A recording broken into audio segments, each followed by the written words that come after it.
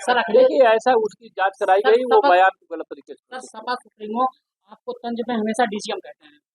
देखिए वो अहंकारी लोग हैं ना, श्री राहुल गांधी जी, श्री अखिलेश यादव जी, श्री तेजस्वी यादव जी, ये सोचते हैं कि राजतंत्र है, यहाँ लोकतंत्र है। जनता जिसको आगे बढ़ाएगी, जो जनता ने अवसर दिया है तो हम लोग कर रहे हैं। वो अगर निगेटिव बोलेंगे तो जनता उसका हिसाब कितना करेगी, जितना गाली देंगे उतना कमल खिलेगा।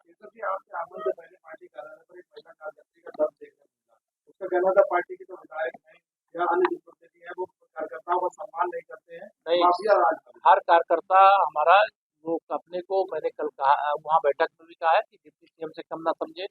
यहाँ जितने भी माननीय मंत्री हैं, विधायक हैं, सब कार्यकर्ताओं के सम्मान के लिए समर्पित हैं। धन्यवाद। मामले में मैं नहीं बोलूँ। यासीन मलिक ने आज दिल्ली हाई कोर्ट में कहा है कि वह हाफिज सईद से मिलने गए थे और आकर तत्कालीन प्रधानमंत्री मनमोहन सिंह को उन्होंने आके बताया था, जबकि उन लोगों ने उस बैठक को गलत करके और मुझे ही आतंकवादी घोषित कर दिया। देश में आतंकवाद, अलगाववाद, नक्सलवाद, भ्रष्टाचार, तुष्टीकरण, इसकी सबकी अम्मा अगर कोई है तो कांग्रेस पार्टी है।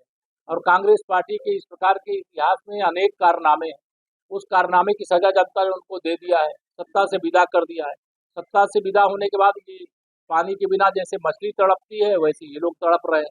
लेकिन इनको 2047 तक के लिए नो वैकेंसी है। न देश में इनको सत्ता मिलने वाली है, न प्रदेश में सत्ता मिलने वाली है। ये मुंगेरी लाल के हसीन सपने देखेंगे, लेकिन आँख खुलेगी तो ये विपक्ष के लायक भी बचेंगे कि नहीं बचेंगे पता नहीं। सर फ्रस्ट्रेशन का शिकार है, अवसाद का शिकार है, मानसिक रूप से बीमार है। वो कभी एटम बम फोड़ने की बात करते हैं, कभी हाइड्रोजन बम फोड़ने की बात करते हैं, कभी भूकंप लाने की बात करते हैं।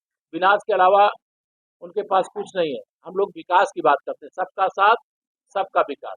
लेकिन ऐसे नेता प्रतिपक्ष जो लगातार देश की संवैधानिक संस्थाओं, देश की सेना, देश की अदालतों को, देश के प्रधानमंत्री को, सबको सवाल के घेरे में ऐसे लाते हैं जैसे लगता है कि वह जो करे, भ्रष्टाचार करे तो भी उनके खिलाफ कार्रवाई ना हो तो सही, लेकिन भ्रष्टाचार कोई करेगा तो वो बचेगा नहीं। माननीय प्रधानमंत्री जी ने कहा है, न खाएंगे न खाने देंगे, और जिसने भी खाया है जांच करके वह भी पाई पाई वसूल करके देश और गरीब की भलाई में लगाए। कांग्रेस पार्टी वोट चोरी का कैंपेन चला रही है।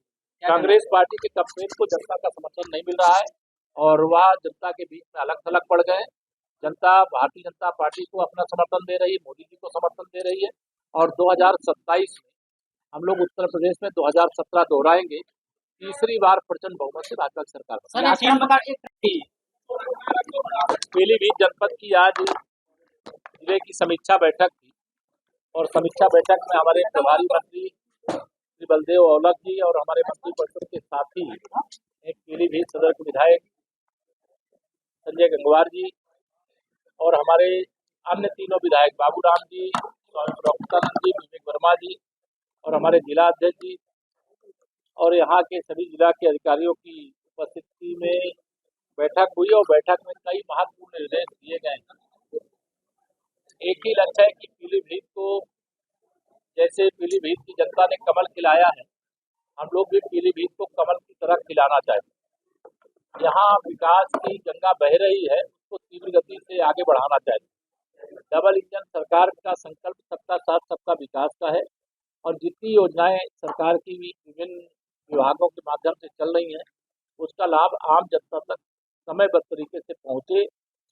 कोई निर्माण कार्य चल रहा है तो गुणवत्तापूर्ण ढंग से निर्माण कार्य हो। जो भी यहाँ जिले की जरूरत है, मैंने आज ये निर्देश दिया है कि वह अलग से डीओ भेजें और जिले में जो भी जरूरत होगी, डबल इंजन सरकार का, भारत सरकार का खजाना भी और प्रदेश सरकार का खजाना भी पीलीभीत के लिए खुला हुआ है। 2047 तक अखिलेश यादव और राहुल की नो वैकेंसी है, क्या कहना चाहेंगे? नहीं, ये मैं कोई गलत नहीं कह रहा हूँ। 2047 तक विकसित भारत बनाना है, आत्मनिर्भर भारत बनाना है, सामरिक महाशक्ति वाला भारत बनाना है। और ये न तो श्री राहुल गांधी जी के बूते की बात है, न श्री अखिलेश यादव जी के बूते की बात है और न उनके इंडी गठबंधन के बूते की बात है। तो माननीय नरेंद्र मोदी जी के नेतृत्व में 11 वर्ष के अंदर हम 13वें नंबर की अर्थव्यवस्था से 4थे नंबर की बने हैं, 3रे नंबर की बनने जा रहे हैं। और यह नो वैकेंसी का जो पूरे देश की जनता की आवाज़ है कि अभी सपा हो, बसपा हो, कांग्रेस हो, बिहार में राष्ट्रीय जनता दल हो, इनको सबको अपने विपक्ष की जो जिम्मेदारी जनता ने दी है उसको ठीक से निभावें। राहुल गांधी ने आज एक्स पे पोस्ट किया है जेएनजी को लेकर, क्या कहना चाहेंगे? एबीपी गंगा, खबर आपकी, जुबान आपकी।